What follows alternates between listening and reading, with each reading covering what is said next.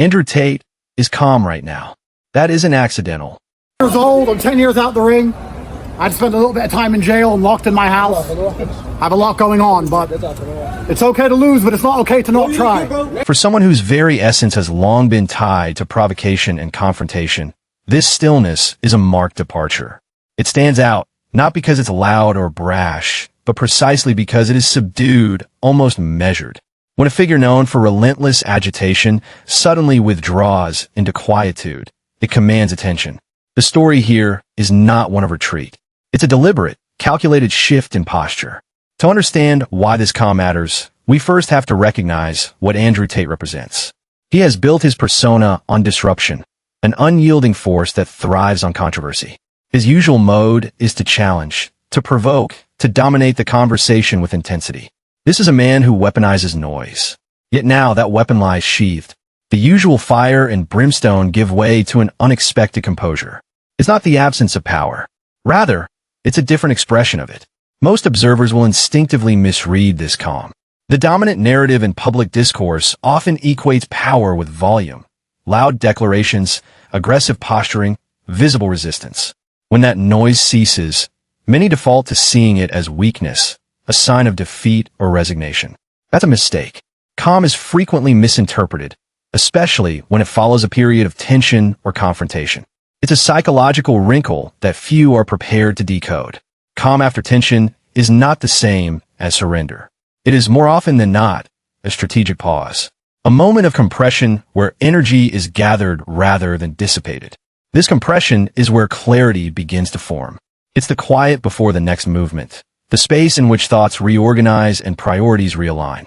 For Andrew Tate, who has cultivated a reputation on the edge, this quiet is a rare but potent signal. Why do we confuse calm with passivity?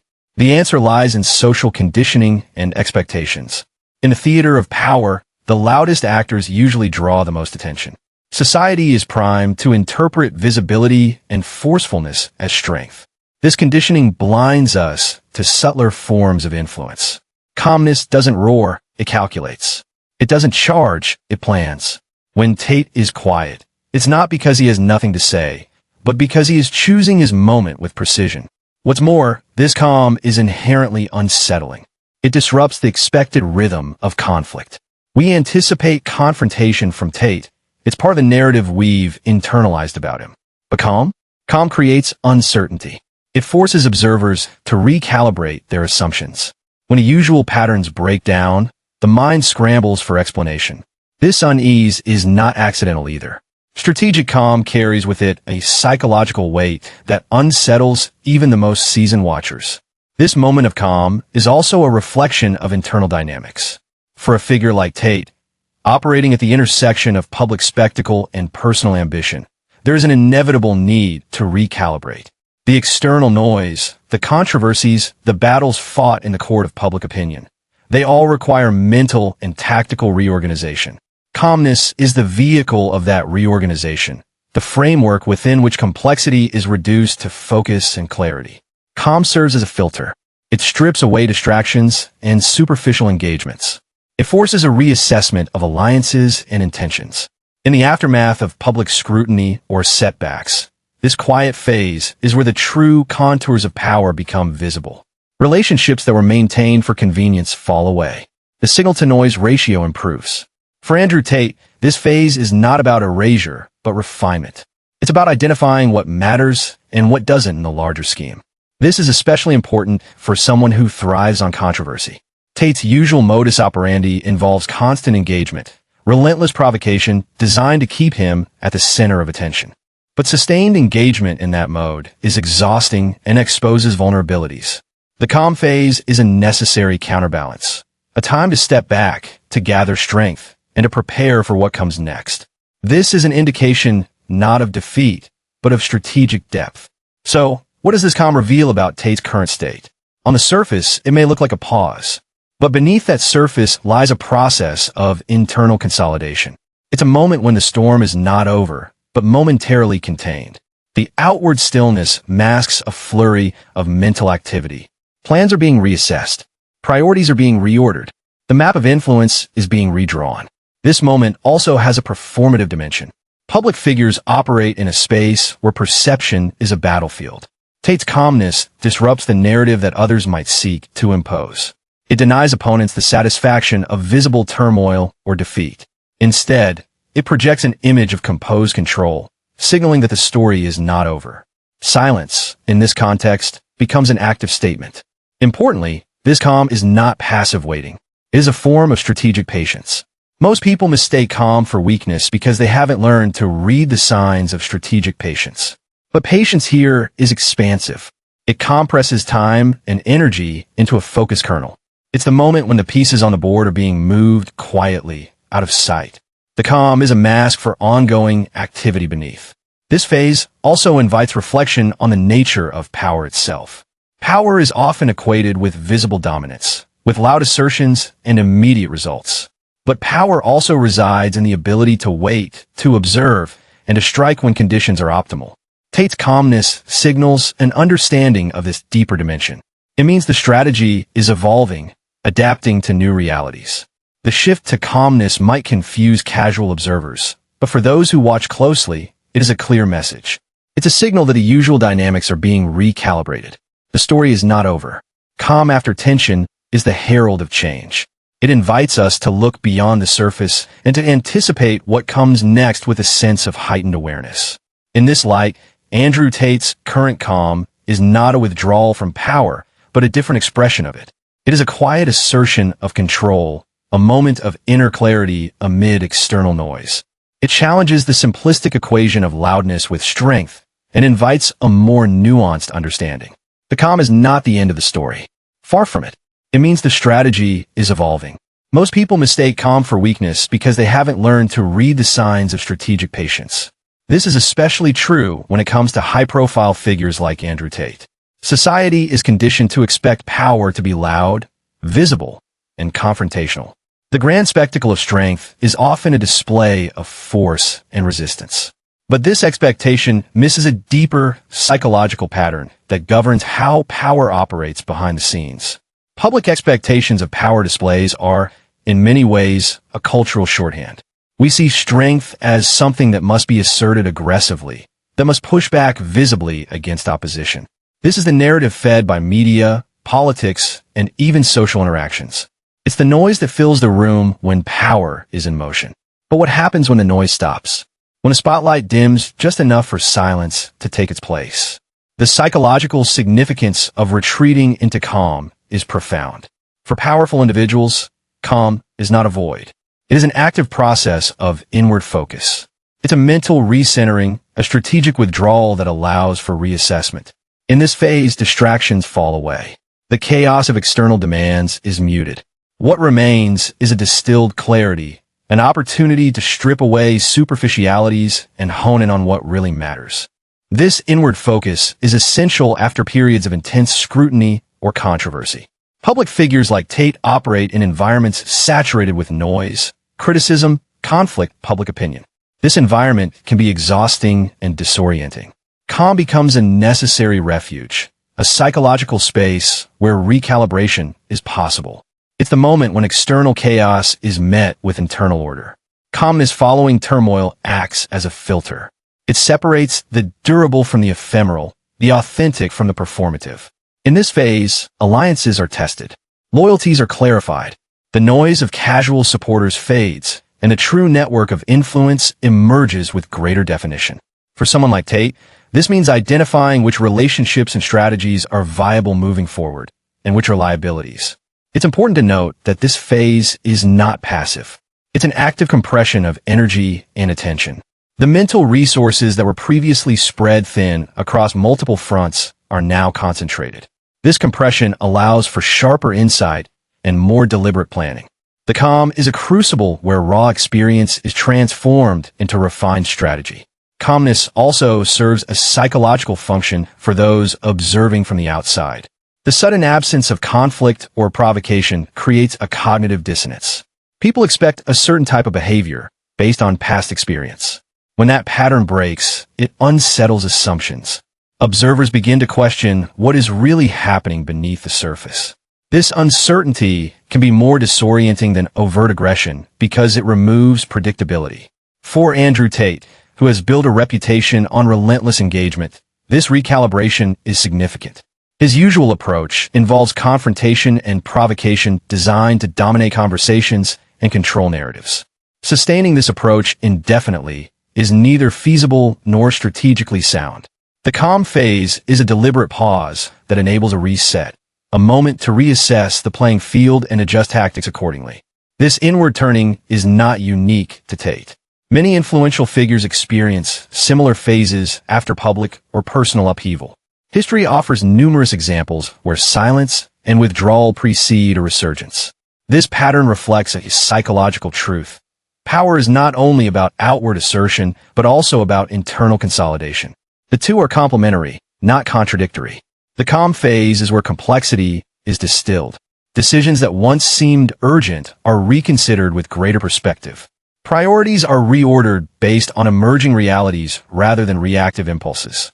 This is the moment when strategy evolves from reactive to proactive. For someone whose influence depends on agility and perception, this shift is critical. Moreover, calmness after turmoil signals a boundary between old and new. It marks the end of one cycle of engagement and the tentative beginning of another. The space created by calm is fertile ground for innovation and adaptation.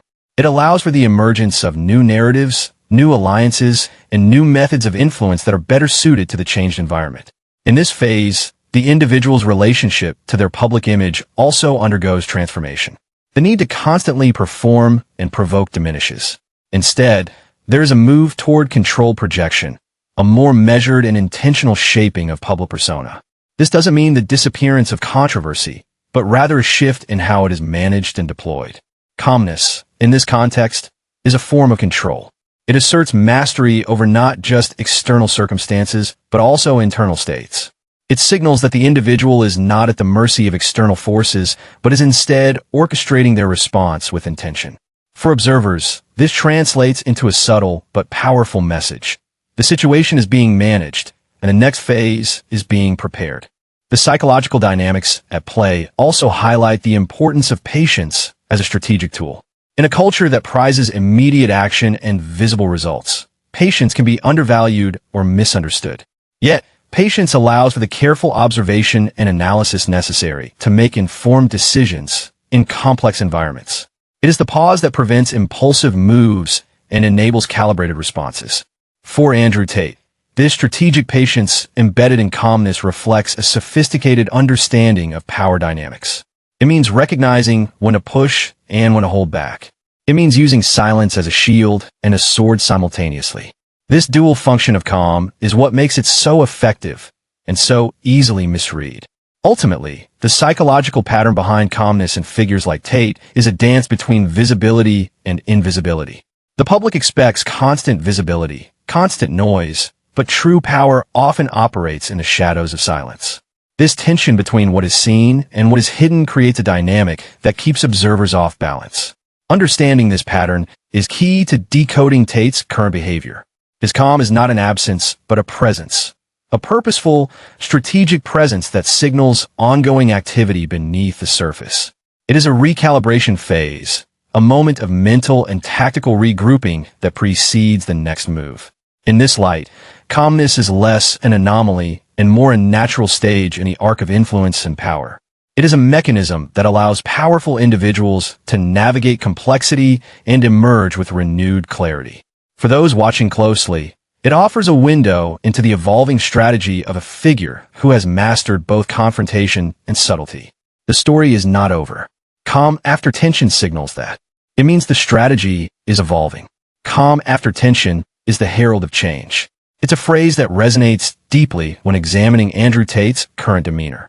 His quietness disrupts expectations, not just because it's unexpected, but because it fractures the rhythm of anticipation itself. Observers accustomed to his usual volatility find themselves grappling with uncertainty. The silence speaks louder than words ever could. This disruption is the first layer of significance. Calmness removes the predictability of conflict. When Tate steps back from his habitual storm of provocation, it unsettles the patterns that others rely on to interpret his moves. Silence is a challenge, a refusal to engage on familiar terms. This absence of expected, noise forces a reevaluation of assumptions. It's a strategic signal that the usual playbook is being rewritten. Understanding the strategic nature of this adjustment is crucial. Behind the scenes, the apparent stillness masks a dynamic process. Recalibration is underway. Tactical shifts, reassessment of influence networks, refinement of messaging. This phase is not intermission, but an active reorganization. Like a chess player pausing to survey the board, Tate is positioning pieces for a more calculated advance. History offers precedent for such silent regrouping. Influential figures across eras have demonstrated a pattern.